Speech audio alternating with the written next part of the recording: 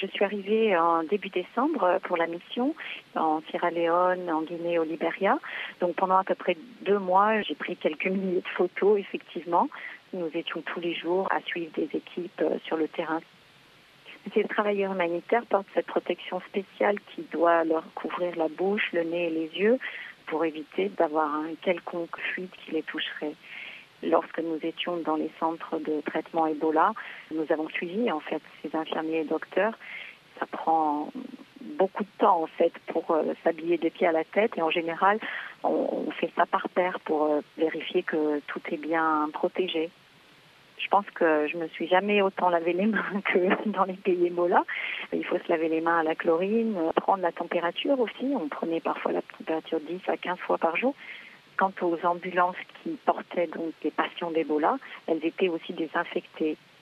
En Sierra Leone, nous avons décidé de suivre la Croix-Rouge et donc j'ai dû porter effectivement ces bottes blanches et on doit aussi rester à une certaine distance de au moins 3 mètres.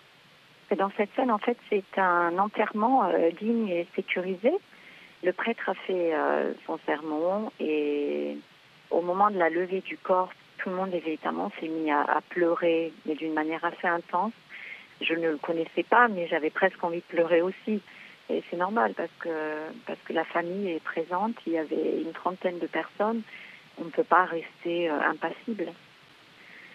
J'ai fait un travail, entre autres, avec d'ailleurs une ONG, Action contre la faim, dans un village à côté de Monrovia, où c'est un travail psychosocial qu'ils font parce que à cause de cet Ebola qui a produit, si vous voulez, un cercle de victimes, au-delà de ceux qui ont été infectés ou morts, on a des familles autour de ces survivants qui doivent faire face au stress, au trauma de cette maladie.